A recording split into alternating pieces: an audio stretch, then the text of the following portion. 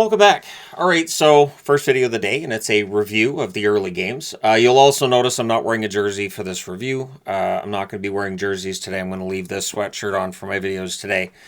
This is a Bar Down Beauties hoodie that I got a few years ago. A podcast that I have listened to and I've enjoyed, which is Minnesota Wild centered and hosted by Kirsten Krull and Jesse Pierce. And sadly, Jesse Pierce passed away, her and her children, early in the morning on Saturday. That news is broken today. So the hockey world is in mourning with this. And for me, it's more personal than other passings we've seen because Jesse and I have talked numerous times. Jesse's somebody that I always thought, if I ever go to Minnesota, I want to hang out with Jesse a bit. I always thought it would be great. I wanted to meet her kids, meet her husband.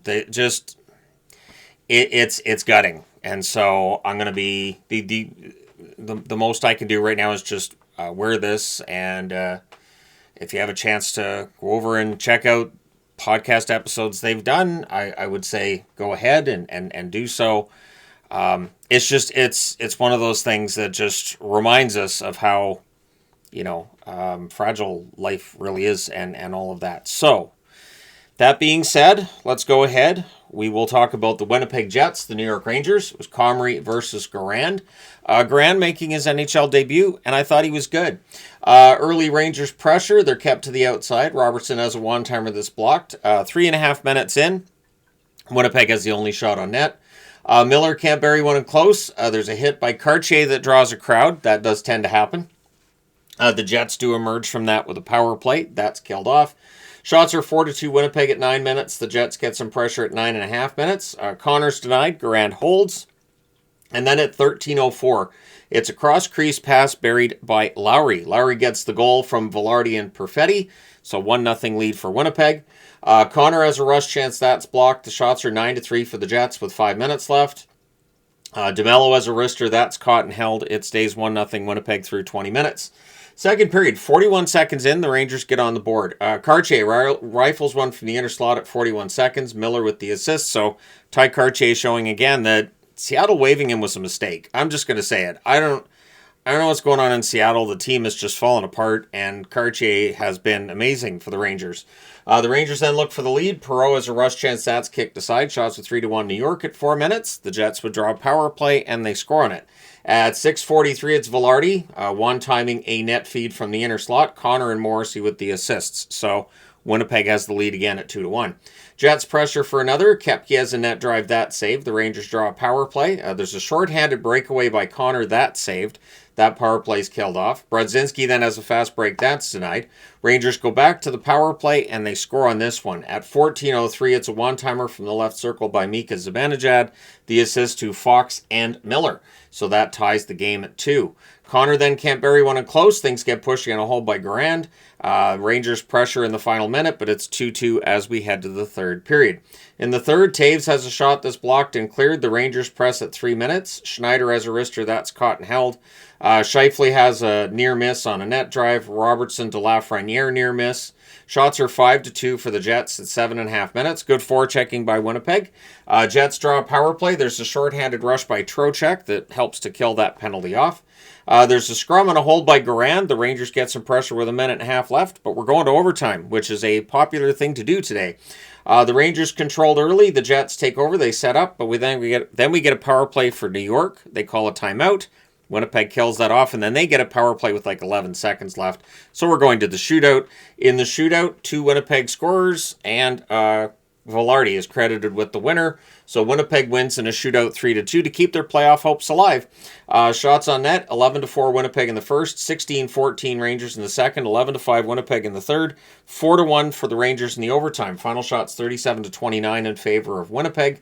Power plays, Winnipeg 1 for 4, Rangers 1 for 3. The hits 31-19 for the Rangers. Comrie, good game, 27 saves on 29 shots. Garand, good game as well, 35 saves on 37 shots. All right, next up, Colorado and Washington. So Blackwood versus Thompson, and Landeskog back in the lineup for Colorado as they start getting healthier. Early jump for the Capitals. The Avs draw a power play. That's killed off. The Caps then get a turn on the power play. That's killed off as well. Shots are 3-1 Washington at 7.5 minutes. The Avs get some pressure at the half. Frank crashes into the net. He gets shaken up. He did not return to the game. We'll see how long he's going to be out. But at 11:53, the Capitals would open the scoring. Sort of. Barry's one on a breakaway. McMichael and Roy with the assists. So we have a 1-0 lead for Washington. Shots are 6-4 for the Caps with 6.5 minutes left. Natchez is denied on the doorstep. The Capitals go back to the power play. That's killed off. McMichael fires one wide from in close. The teams trade last-minute rushes. It stays 1-0 for Washington after one. Second period. The Avs pressure at a minute and a half. Colorado draws a power play. That leads to a shorthanded chance for McMichael that's held. That power play is killed off. The teams trade rushes and turnovers. Shots are 3 apiece at 7.5 minutes. Burns has a shot that's held as the Avs get some pressure. Makar has a net drive that's blocked. Capitals get some pressure of their own with 9 minutes left. Then the Avalanche, they get their turn with some cycling and some pressure with 7.5 minutes left in the period. Both teams blocking the path to the net pretty well at that stage. Duhaime has a rush chance that's turned aside. Shots are 8-6 for Colorado with 5 minutes left. We get a power play for Washington. That's killed off. There's some pushing on a hold by Blackwood. The Capitals get some pressure in the final minute, trying to get some McNuggets in the McNugget minute, but they don't. And so it is 1-0 Washington through 2. Early in the third period, Thompson comes out of the net, ends up going to the Avs, and they score. Landeskog scores at 1:05 from Natchez, so 1-1 tie there. Shots are 1 apiece at 3 minutes. Good flow, few whistles. There's a kick save on McMichael. Dubois denied on a net drive, and then at 6:03, Roy scores on a fail, or Roy, I should say, scores on a failed clear. I knew that was going to happen. Roy scores from Bardakov because there's Nick Roy playing for the Avalanche and Matt Roy playing for the Capitals. But yeah, Roy scores from Bardakov on a failed clear at 6:03. So turnovers hurt the Capitals and put the Avs ahead 2-1. The Capitals draw a power play. That's killed off. Leonard has a rush chance. That's held. The Capitals pressure with 7.5 minutes left. With 6:03 left, Capitals go back to the power play and they score on it. At 14-17, it's a one-timer from the left circle. Ovechkin now has 1,000 career goals in the National Hockey League. Assist to Strome, and there's Cole Hudson with his first NHL assist. The Avs pressure in the final minute, but it stays 2-2. We're going to overtime. Remember what I said? Yeah, overtime. The Avs controlled early, and I don't think Washington touched the puck. I don't think they touched it. Nichushkin fires one high from the slot, and then at 1:22, Nelson taps one in to tie it. Natchez and Taves with the assists, and so it is a 3-2 overtime win for Colorado. They extend their lead atop the division. We'll see what Dallas does tonight in order to try to, tighten things up a little bit again in the Central. Shots on net: 8-6 Washington in the first, 8-7 Colorado in the second, 7 apiece in the third. All 3 shots in the overtime for Colorado, including the shot that matters. Final shots 24-22 for the Avalanche. Power plays: Colorado 0-2, Washington 1-5. The hits 18-15 Washington. Blackwood saves 20 out of 22. Thompson saves 21 out of 24. All right, next up. The Carolina Hurricanes, the Pittsburgh Penguins. Anderson versus Skinner. There's an early power play for the Canes, and they score on it at 47 seconds. It's Aho. It's a screenshot. It's a point shot. It's deflected. Jarvis gets the helper. It's 1-0 Carolina. Canes pressure at 3 minutes. 5 minutes in, there's 2 shots on net, both of them belonging to Carolina. There's pressure by Carolina at 6.5 minutes. The teams trade rush chances. The Penguins' first shot is with roughly 8 minutes left in the period. Then Rust has a net feed that's blocked. I thought it was a better second half for the Penguins, but the Canes get some pressure to close it out, and they have the 1-0 lead after one. Second period, early pressure by Pittsburgh, but shots are only 3-2 for Pittsburgh 4 minutes in, and then we get a power play for Carolina, and once again they score on it. It's a one-timer from the point by Ehlers at 6:24. Jarvis and Nikishin with the assists. So now Carolina has a 2-0 lead. The Penguins look to respond. There's pressure by the Penguins at 8 minutes, but at 9:15, Chatfield, it's a point shot. It's screened. The interesting thing is Jankowski was at the front of the line. He thought it went off his stick. It's still credited to Chatfield. I don't know that I've seen that before, where a guy thinks it went off his stick and it didn't.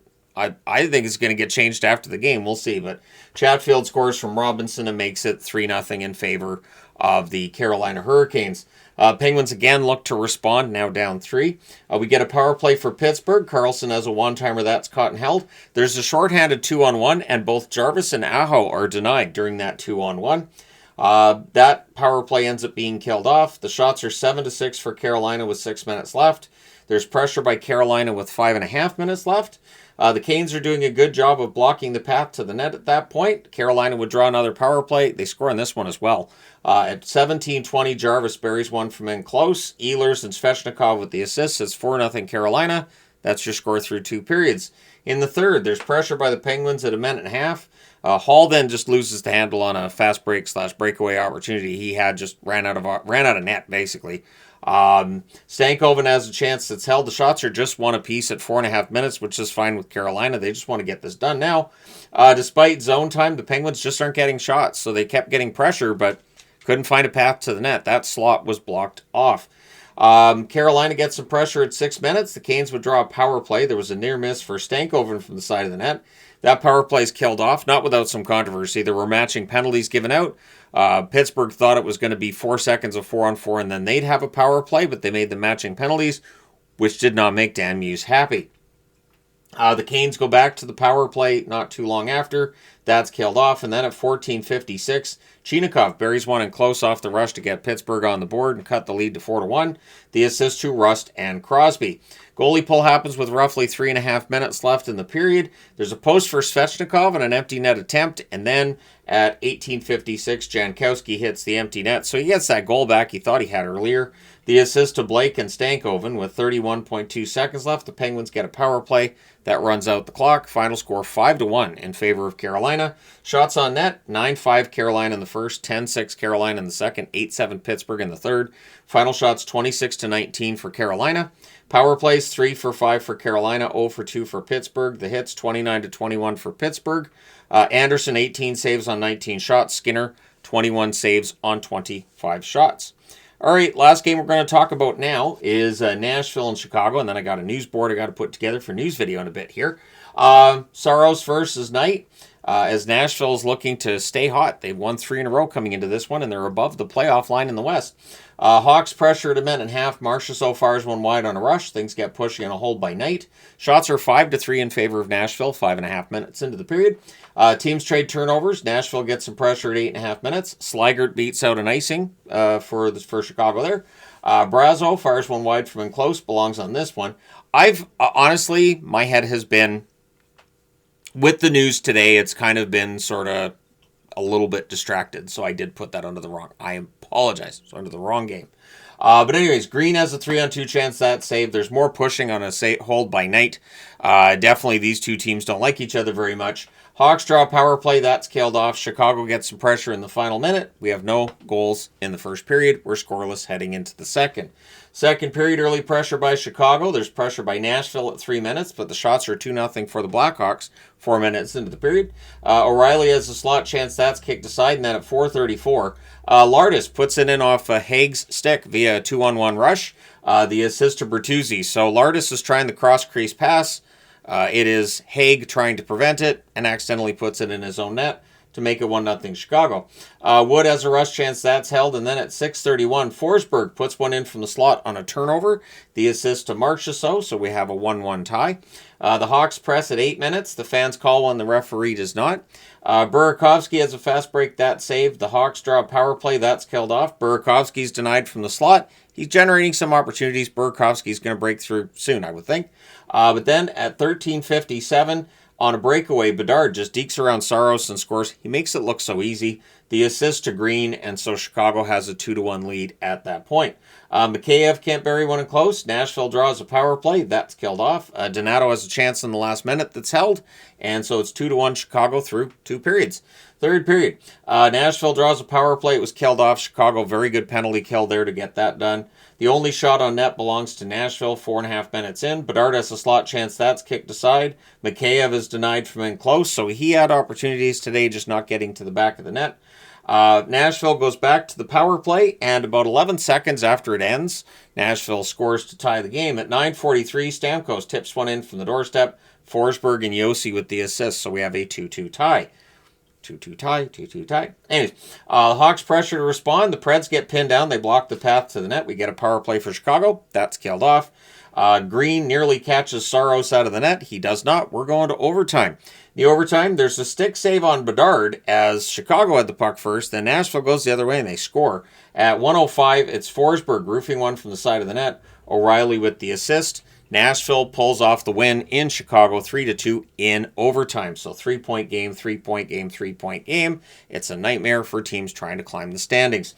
Shots on net, 10-9 Chicago in the first, 14-11 Chicago or Nashville in the second, 8-7 Nashville in the third, and Nashville outshoots Chicago 2-1 in the overtime, including the shot that matters. Final shots, 33-29 Nashville. Power plays, both teams were 0 for 3. The hits, 29-19 for Nashville. Sorrow saves 27 out of 29. Knight saves 30 out of 33.